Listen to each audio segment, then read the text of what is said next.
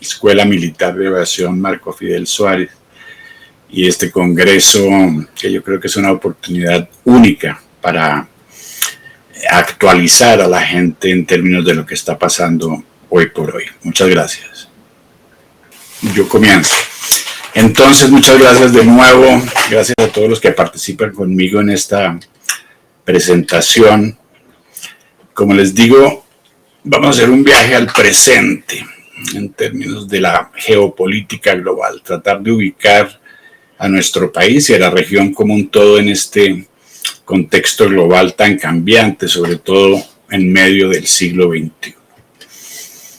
Vamos a dividir esto en cuatro partes, cuatro paradigmas globales, primero que han cambiado durante los últimos tiempos, el gran reseteo, una iniciativa global en la cual estamos en este momento, Occidente y los Estados Unidos para llegar finalmente a Colombia. Los tres primeros puntos tratan sobre todo de ubicar a las personas que están presentes y que vean esta presentación después, ubicarnos en el momento histórico adecuado.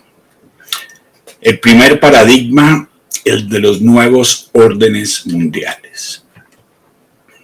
¿Y por qué digo nuevos órdenes? Cojamos un periodo de 150 años. Terminábamos un siglo de colonias, de imperios, ¿no es cierto?, de independencias también, hasta que llega la Primera Guerra Mundial. En ese momento hay un quiebre en el orden internacional. Pasan algunos años esperando que no se repitiera y de pronto llega un segundo quiebre, la Segunda Guerra Mundial. Entramos entonces en un periodo de Guerra Fría, 40 y más años en los que la Unión Soviética y Occidente en bloques se confrontaban. Llega después el muro de Berlín y su caída en el 89, 90, el 91 la Unión Soviética se disuelve y como vemos hubo muchos nuevos órdenes mundiales. Hubo un nuevo orden mundial después de la Primera Guerra y hasta la Segunda. Hubo un nuevo orden mundial durante la Guerra Fría. No eran los mismos poderes que estaban básicamente administrando el mundo. Y hay ahora un nuevo orden mundial. Entonces, para desmitificar un poco esto de que hablan tanto del nuevo orden mundial, pues sí, es que los órdenes mundiales cambian. Y como ven, cambian en cuestión de décadas. El mundo siempre ha cambiado. La historia de los imperios que se sustituían los unos a los otros no ha cambiado hoy en día, solo que ahora se trata de naciones y de neoimperios, como es el caso de los dos que vamos a ver, que son la China y los Estados Unidos.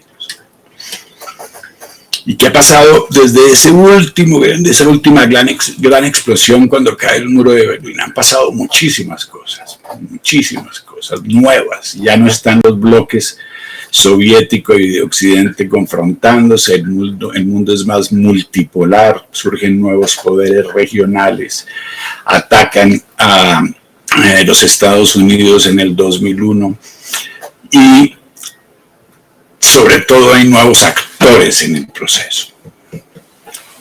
Pero ¿qué es lo más marcante, tal vez, que nos diferencia de los nuevos órdenes mundiales del pasado? En primer lugar, esa tecnología y la información, la revolución tecnológica y la era de la información, que obviamente cambia la velocidad de la vida humana, puesto a la par con un crecimiento poblacional cada vez mayor, que cambia también durante estos últimos 30 años. Hay nuevos paradigmas y vamos a verlos en un momento. También hay nuevos actores. Ya no estamos hablando de esa dicotomía de la Guerra Fría entre comunismo y capitalismo. Inclusive las ideas de izquierda y de derecha están muy difusas porque hay una nueva realidad en la cual, como digo yo cuando digo visitemos el presente, una realidad la cual en América Latina creo yo estamos muy lejos de entender aún. El segundo paradigma, la era de la información. Y digo un filtro indispensable. Yo siempre lo pongo de primero en mis presentaciones, porque obviamente es de la información que nos alimentamos, ¿no? Que alimentamos nuestras opiniones. Estamos en la era del Big Data, de comunicaciones en cuestión de milisegundos entre países, de información a nivel global de las personas, de sus ocupaciones, de sus perfiles, inclusive de sus actitudes, ¿no es cierto?, a través de toda esta nueva tecnología que obviamente se ve mucho en términos de la utilización de redes sociales y el celular al cual todos estamos pegados durante el día, y también de la inteligencia artificial, de los algoritmos, ¿no?, que saben más de nosotros de lo que nosotros creemos que saben. Y estamos entrando en una era muy rápidamente, en una era altamente tecnificada, mucho más tecnificada que lo que conocemos, a pesar de que ya estamos a principios de este nuevo periodo. Y dentro de este contexto, de suma importancia hablar de los medios de comunicación y de un monopolio global, otros lo llaman oligopolio. Monopolio en la medida en que manejan la información de la misma manera, partiendo del supuesto que a mí se me hace tan elemental, pero tan importante, que es la información que yo consumo, la que construye mi opinión. Y si esa información no es, digámoslo así, democrática, en el sentido de que representa muchos ángulos, pues obviamente mi opinión estará sesgada hacia un lado u otro. ¿Quién decide lo que nosotros escuchamos y lo que vemos permanentemente? ¿Cuál es esa información que está penetrando? Hay varios estudios y mucha literatura sobre la consolidación global de medios de comunicación. Aquí vemos que en el 83, 50 compañías manejaban 90% de los medios de comunicación. En el 2012, y hoy en día está todavía más consolidado, estamos hablando de 6. Por eso hablan de las 6 corporaciones que básicamente son dueñas de todos los medios de comunicación prácticamente a nivel global. Aquí las vemos: Comcast, Disney, CBS, Viacom, News Corporation, AT&T, y mucho trabajo conjunto. Para que vean algunas referencias, les dejo esta diapositiva un segundo, para que vean quiénes manejan qué de las cosas que ustedes ven todos los días y de las fuentes de información a las cuales estamos expuestos permanentemente. Como dije yo, también hay nuevos poderes, y no son los de antes. En primer lugar, la hegemonía global, la lucha por la hegemonía global entre los Estados Unidos y la China. Esto es obviamente uno de los grandes determinantes del futuro, con un crecimiento vertiginoso de la China en las últimas décadas. Yo me voy a concentrar sobre todo sobre ese paradigma, el de la hegemonía entre la China y los Estados Unidos, y sobre otro que es el globalismo y nacionalismo. Eso lo digo porque obviamente han pasado muchísimas otras cosas durante los últimos 30 años, desde la nueva riña entre Islam radical occidente, ahora tuvimos Afganistán recientemente reviviéndola, ISIS, Rusia, que también expande su influencia, se convierte en un país capitalista después de haber sido parte de la Unión Soviética. En América Latina surge el socialismo del siglo XXI. La China y la India se enfrentan en el Asia, el Islam radical entra en América Latina, Turquía tiene un rol más preponderante, Corea del Norte obviamente sigue siendo una amenaza. Muchas cosas han pasado, pero como les digo, me voy a concentrar sobre todo en lo que tiene que ver con la China y su crecimiento durante los últimos tiempos. China siglo XXI es otra China. Es una China que crece sobre todo a partir, sobre todo, digo yo, porque el cambio del modelo económico chino comenzó antes, con Deng Xiaoping inclusive, pero que comienza sobre todo a partir de la década de los 90, un crecimiento vertiginoso. En la década de los 90 la China realmente era una potencia pobre, digámoslo así, potencia en todo caso poblacional, pero que poco a poco se fue incorporando a los mecanismos del capitalismo internacional y del comercio internacional, y hoy sabemos dónde está. El cambio fue brutal, y ahí vemos a la derecha cómo evoluciona a través de los años la economía china para estar prácticamente a la par de los Estados Unidos, y a la izquierda cambios de las ciudades modernas de China comparadas a las del pasado. Y sí, la gran pregunta es que si será el próximo superpoder. Sin duda alguna, la China tiene planes hegemónicos, ¿no es cierto? Como los tuvo los Estados Unidos, como los sigue teniendo, los tiene menos hoy en día Estados Unidos, retirándose un poco de la escena global.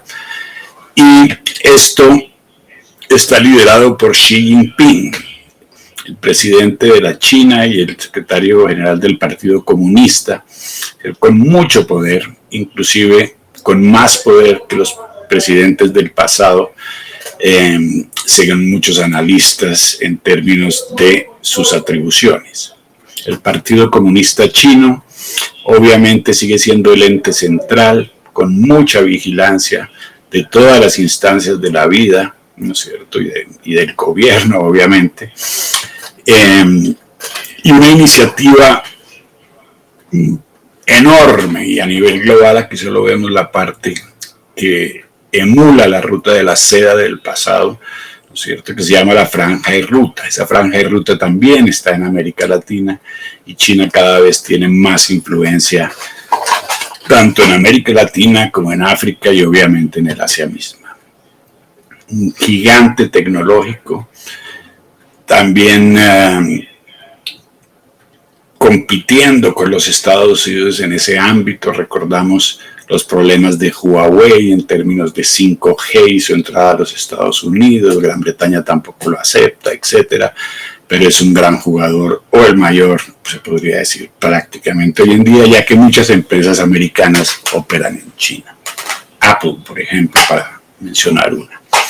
Fuerzas militares crecientes. La China se mantuvo relativamente en el fogón trasero durante algún tiempo, y sin embargo hoy sabemos que tiene unas fuerzas militares muy poderosas que ha desarrollado durante las últimas décadas. Las últimas 2 décadas se habla de que tiene la fuerza naval más grande del mundo en este momento, misiles, y lo último que se sabe es que también ha hecho muchas inversiones en energía nuclear, ¿no es cierto? Que el debate se daba más obviamente entre Rusia y los Estados Unidos con los tratados START del pasado, etcétera. China hoy en día, como gran poder, no ha dejado de eso atrás. Sigue siendo un país con grandes niveles de pobreza, sin embargo, con muchísima polución, ¿no?, dado el hecho de que su economía se basa sobre todo sobre el uso de combustibles fósiles. Es el principal contaminador del mundo. Su influencia se extiende, como les digo, a través del mundo entero. África, hay más de una caricatura en este sentido, y yo mismo viví en el África y lo vi personalmente. La influencia de China en el África no tiene igual. Básicamente llena un vacío que deja Occidente a través de préstamos sin condiciones a muchos países. Los países que se beneficiaban de préstamos occidentales como del FMI y del Banco Mundial ponían muchas condiciones. China llega y dice: aquí está el dinero, sigamos adelante. Muy presente en América Latina. Cada vez nos acercamos más a la China, y también ese vacío que deja de alguna manera los Estados Unidos en su propio hemisferio en la región lo llenan los chinos. La famosa trampa de la deuda son precisamente esos créditos que se le dan a los países, que se vuelven créditos impagables con el tiempo. Tenemos el de Venezuela, Ecuador tiene uno muy grande, pero A nivel mundial se ha visto inclusive pérdida de infraestructura, pérdida de puertos en Djibouti, en Sri Lanka, etcétera, porque los países no logran pagar y China básicamente se adueña de esa infraestructura. En América Latina tiene muchísimas inversiones en muchísimos puertos y, como les digo, cada vez nos acercamos más. Un país de vigilancia cercana del ciudadano que utiliza esa tecnología que vimos de la manera más extrema, diría yo, en el sentido de que hoy en día, a través del reconocimiento facial y a través de otros sistemas como el famoso crédito social, el cual le da puntos a los ciudadanos para poder vivir, ¿no es cierto? El que se porta bien tiene sus puntos, y el que se porta mal, que critica al Estado, puede inclusive perder la capacidad de usar el transporte público, entre otras cosas. Es un sistema que está funcionando ya y que de alguna manera algunos países parecen estar adoptando algunas de sus características. China también es COVID-19, esto es indudable, ¿no es cierto? Nace en Wuhan. ¿Cómo nace? Eso todavía es una gran discusión. El hecho es que marcó la vida del planeta, de eso no hay duda, e inclusive hubo persecución de algunos científicos a nivel nacional, lo que hizo que todo fue muy turbio y sigue siendo muy turbio en términos de lo que ocurrió. El paradigma número 4, globalismo contra nacionalismo. Entonces, durante ese mismo periodo de 1900 y hasta el presente, básicamente, hemos vivido como naciones, como estados-nación. Ahora, desde principios del siglo XXI, a pesar de que se estaba gestando antes, nace una alternativa al Estado-Nación, que es el globalismo, una alternativa muy, muy fuerte. ¿Cuál será el futuro? Pues veremos cuál será. Entonces surge esta dicotomía o este enfrentamiento entre el Estado-Nación, el que tiene sus fronteras, su bandera, su himno, su soberanía, con un mundo más de carácter más global. ¿Qué es lo que conocemos? Nosotros somos naciones organizadas debajo de un paraguas de organismos multilaterales, es el orden internacional, de ahí su nombre, obviamente. La propuesta alterna es un orden global, con un gobierno global y con una sociedad abierta y un mundo sin fronteras. Obviamente, a la derecha vemos un objetivo de largo plazo y a la izquierda estamos viendo lo que estamos viviendo en el presente. ¿Qué proponen los unos y los otros? Pues el nacionalismo sabemos porque lo vivimos, la soberanía de las naciones, fronteras nacionales, migración controlada, culturas nacionales, libre comercio entre naciones y defensa de la familia, entre otras cosas. El globalismo, pues lo contrario, un gobierno global, fronteras abiertas, migración ilimitada, economía global centralizada, cultura y religión globales y disolución del núcleo familiar. ¿Y por qué solo nos enteramos ahora aquí en estos países? Pues porque Colombia y América Latina no ponen atención, porque vivimos en un cascarón y solo miramos hacia adentro y solo sabemos lo que pasa con los partidos locales y los ídolos locales o con el último partido de fútbol. Qué pena decirlo así, pero así es. Esto se está discutiendo hace mucho tiempo. El globalismo y el nacionalismo ya está en toda la prensa internacional, mientras que aquí todavía discutimos paradigmas del pasado. Es más, el gobierno actual de los Estados Unidos, el presidente actual de los Estados Unidos, Joe Biden, tiene un centro de pensamiento del globalismo.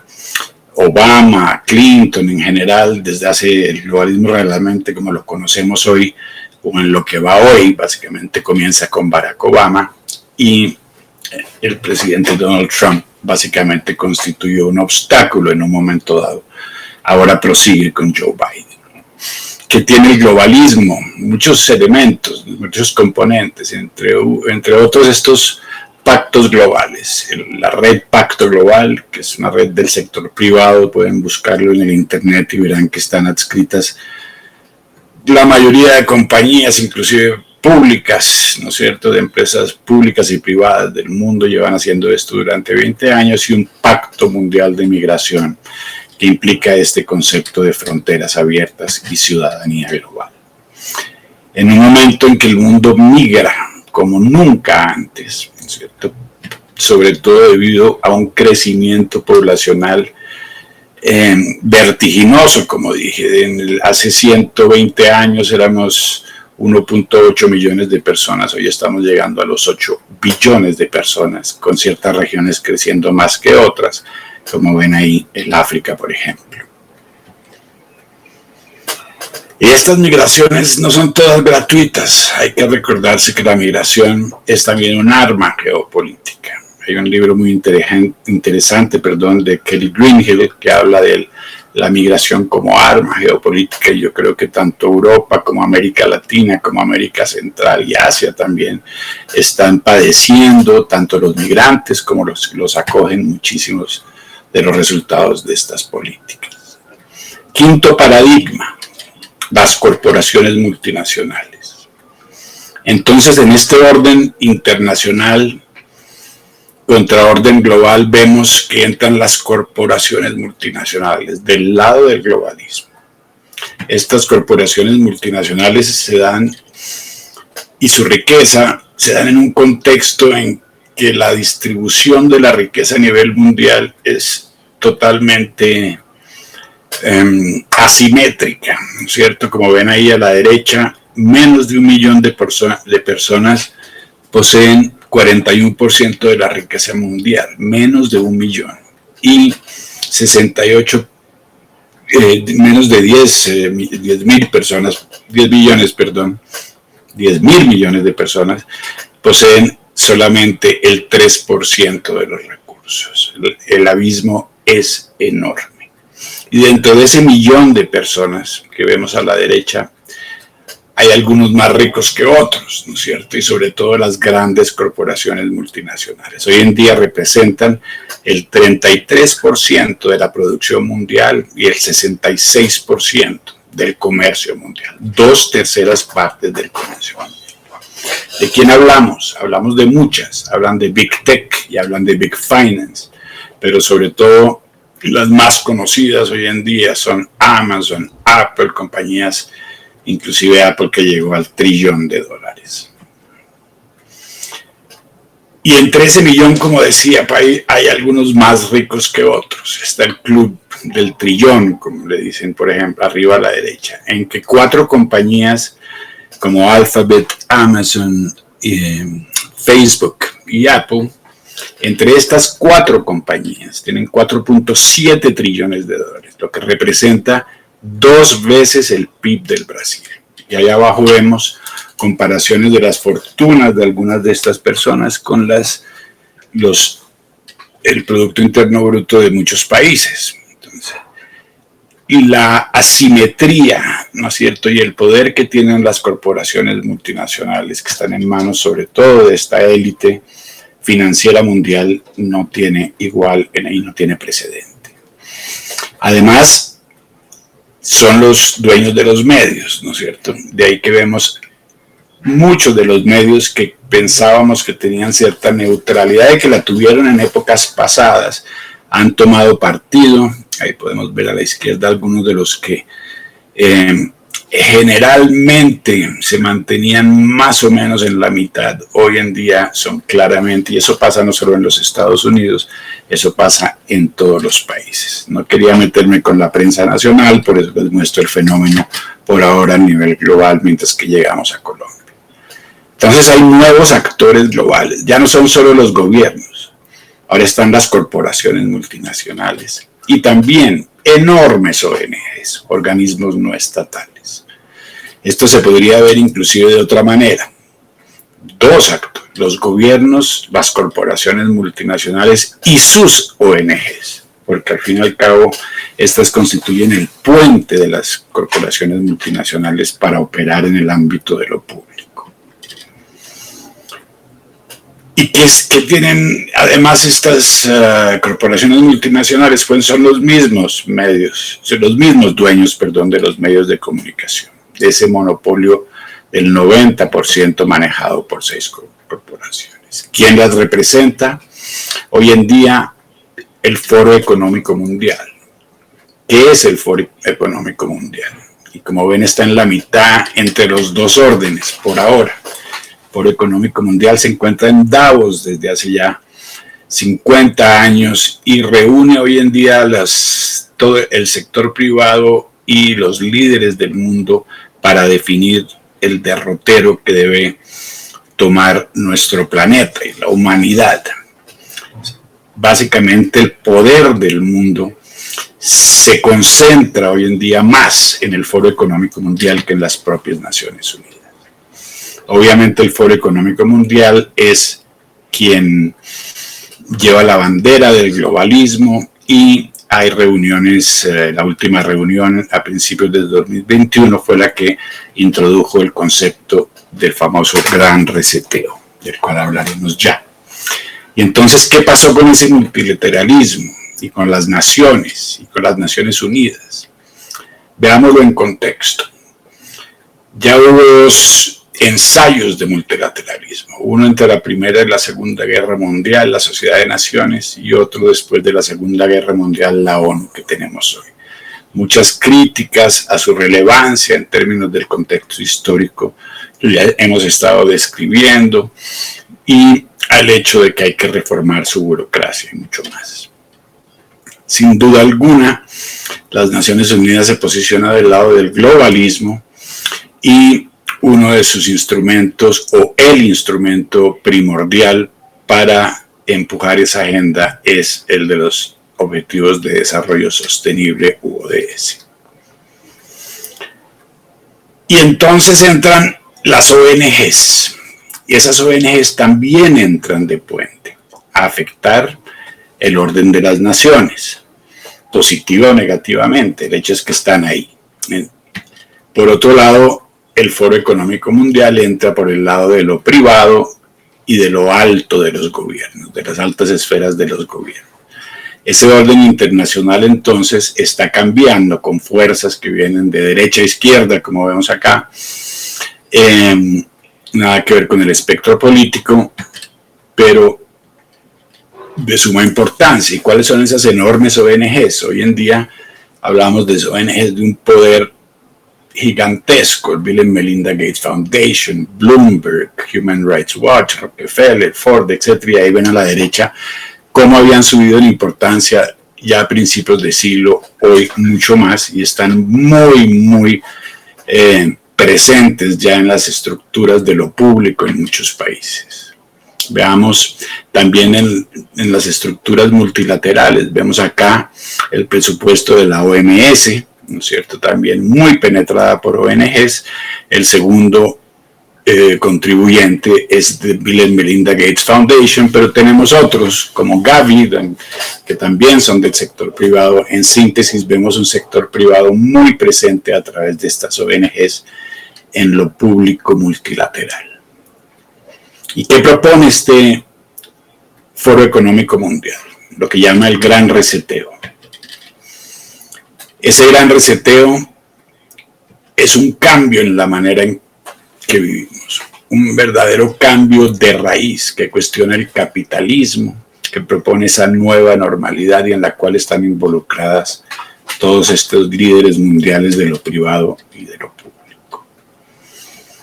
Su principal exponente es Charles Schwab, que ha escrito un libro que ven a la derecha, sobre el COVID-19 y el gran reseteo. Esta fue la decisión que se tomó en el 2021 y de muchas formas ya estamos en medio de ese proceso. Lo que se propone desde el punto de vista económico es cambiar el modelo a un capitalismo de las partes o stakeholder capitalism, donde las empresas juegan un rol central y obviamente la gobernanza global cambia de manera radical.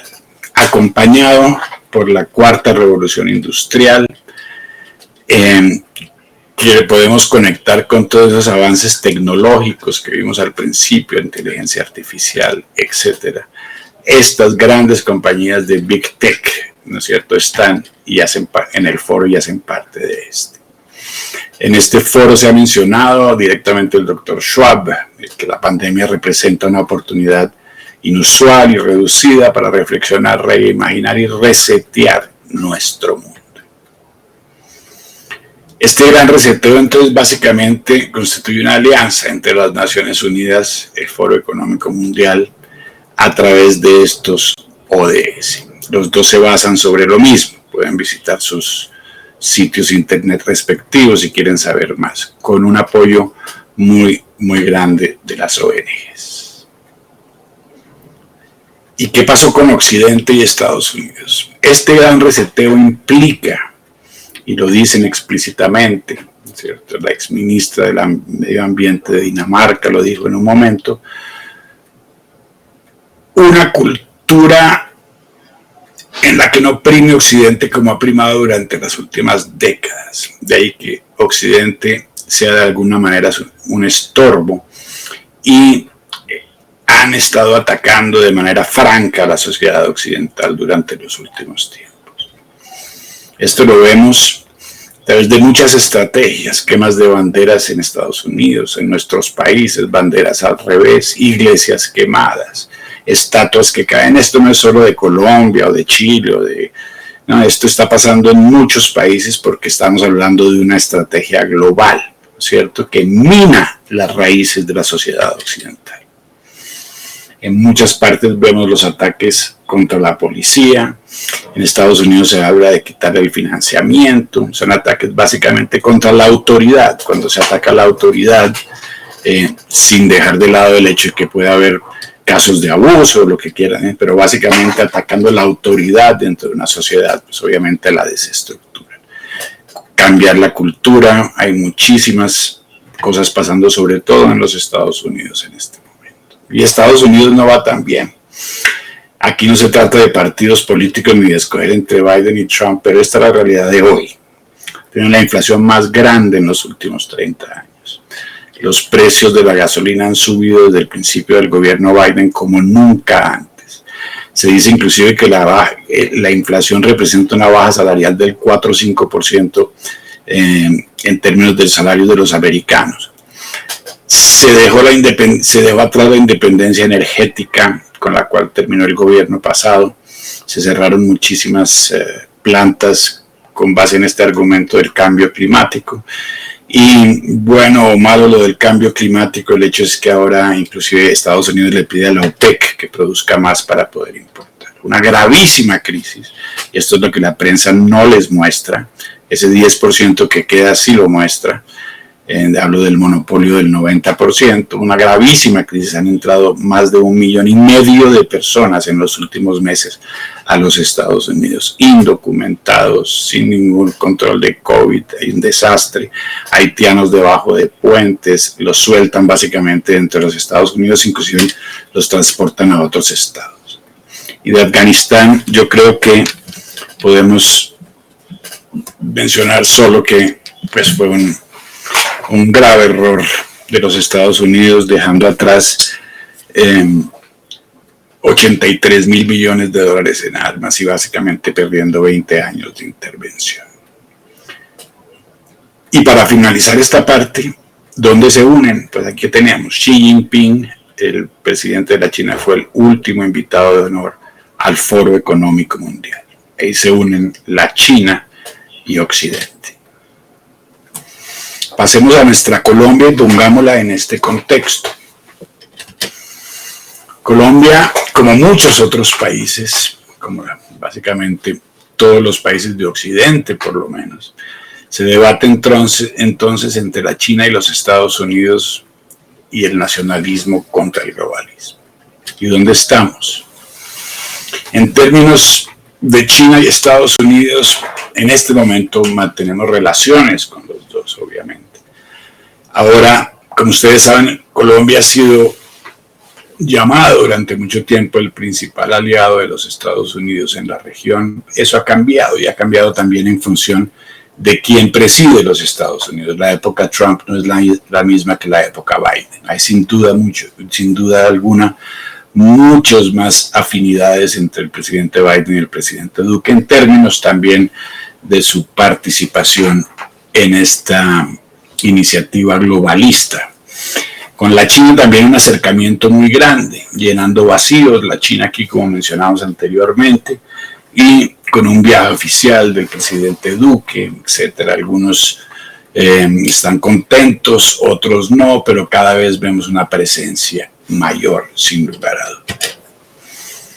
¿Y qué pasa del otro lado? Sin duda, pues nosotros seguimos siendo Estado-Nación y lo seremos por mucho tiempo a medida que cambia todo este modelo, sí es que cambia finalmente, pero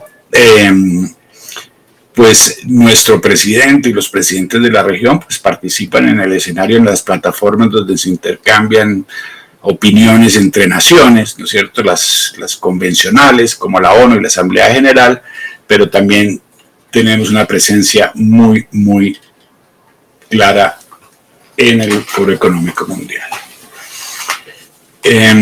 Aquí vemos al ministro Holmes, que en paz descanse, ratificando en Marruecos el Pacto Mundial para la Migración. Es básicamente el que implica fronteras abiertas y vemos cómo están entrando migrantes de todo tipo en el país a raíz de estas políticas.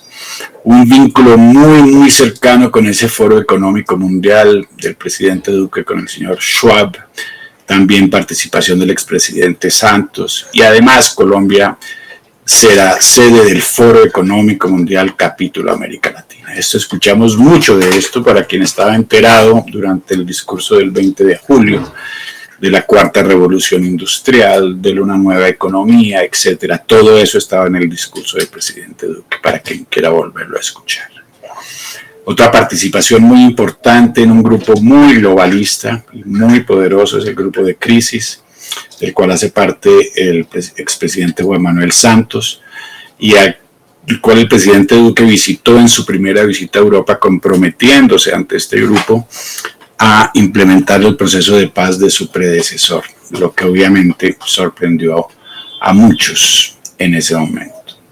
Una enorme presencia del Open Society Foundations a todo nivel, en universidades, en lo público, en la política de drogas, como vamos a ver, muy, muy presente esta ONG, tal vez la más influyente del globalismo. A eso se le añade el problema que tenemos con nuestro vecino Venezuela, el socialismo del siglo XXI, y esto lo veo no desde el punto de vista de izquierda a derecha, sino desde el punto de vista del otro grave problema que tenemos, y es esa mezcla de crimen y política, del crimen transnacional organizado. ¿Qué es ese crimen transnacional organizado? Pues un fenómeno que incluye todo tipo de actividades delictivas, droga, armas, minería, tráfico de personas, lavado de dólares, tráfico de especies, una cosa monstruosa.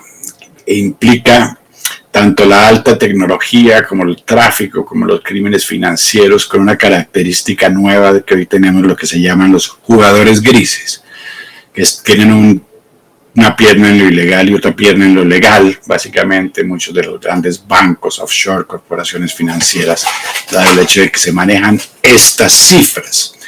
El crimen transnacional organizado puede sumar hasta 2.2 trillones de dólares. Y como vemos a la derecha abajo, el tráfico de drogas dentro de este ámbito representa entre 426 y 652 mil millones de dólares. Más que muchos estados. Entonces no nos podemos olvidar de esta realidad y nos olvidamos demasiado. Yo insisto en eso. Miren esa mancha negra, somos nosotros, ¿no? El punto, la cloaca de la droga que distribuye droga, cocaína a través del mundo, junto obviamente con Venezuela, porque Venezuela no exportaría drogas si Colombia no la plantara. O sea que no hay que echarle la culpa al uno sin reconocer lo propio. No hay duda que estamos en las noticias mundiales como el primer productor de cocaína. No hay duda que esta producción subió vertiginosamente. Durante los últimos años se multiplicó por 4. No se ha reducido. Como ven ese mapa de la derecha, Colombia está llena de coca y obviamente esto tiene unas implicaciones no solo en términos del consumo, en términos de las instituciones, de la corrupción, ¿no es cierto?, en todas las instancias de la vida. ¿Y de cuánta plata hablamos? Entonces comparemos en perspectiva, ahí tienen esa cifra del tráfico de drogas comparada con el PIB de Colombia y con el PIB de Ecuador.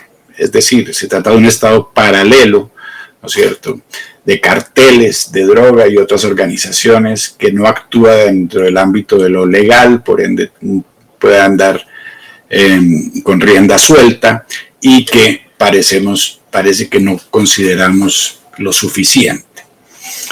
Aquí vemos al exministro Juan Carlos Echeverri mencionando, por ejemplo, que los ingresos externos legales de Colombia comparados de cocaína, comparados con el de petróleo y carbón, son mayores. Más cocaína se vende que lo que vendemos en petróleo y carbón. Eso tiene una incidencia enorme sobre la economía y hacemos muy poco.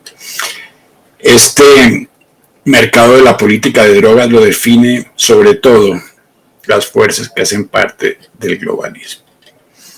Una institución que se llama el Global Commission on Drug Policy, que creo que inclusive se va a reunir en Medellín en el segundo semestre de este año, ha estado detrás desde hace mucho tiempo de la legalización de la marihuana, que hoy constituye un mercado gigantesco de 145 mil millones de dólares. Hay mucho para decir en ese respecto. En esta comisión también está, en caso de Colombia, el expresidente Gaviria y el expresidente Juan Manuel Santos. El hecho es que el debate básicamente lo está monopolizando el Open Society Foundations a través de todas estas instituciones que ven ahí, inclusive la de abajo, el UNGAS, que son las Naciones Unidas para las Drogas, donde básicamente figura esa agenda. Se habla entonces de legalizar a Juan Manuel Santos en el caso de Colombia y otros personajes como el señor George Soros, un filántropo magnate internacional, también habla de este sentido. ¿Será que hay que legalizar?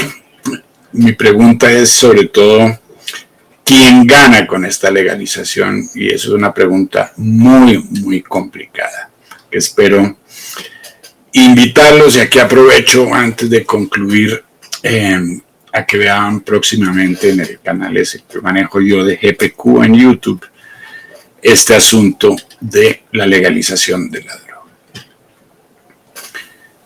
Concluir, pues vemos que estamos en nuevas realidades. Hay muchas más aristas. Hay aristas regionales, están las relaciones bilaterales, está el COVID hoy de por medio y otro fenómeno que no mencioné, que es el del cambio climático. En ese mismo fenómeno, con relación a esos dos fenómenos, COVID y cambio climático, se está creando también una división, casi entre esos que optan por la nación y otros que optan por el globo. En general, hay más, como algunos llaman, negacionismo de parte de algunos países, digamos, menos globalistas, tanto en términos de cambio climático como de COVID, que van a ser los dos temas que primarán en los años a venir, sin lugar a duda. Quedo abierto a preguntas, les agradezco muchísimo, me perdonan si anduve muy rápido, pero era la única manera de pasar este mensaje de manera comprimida. Muchísimas gracias.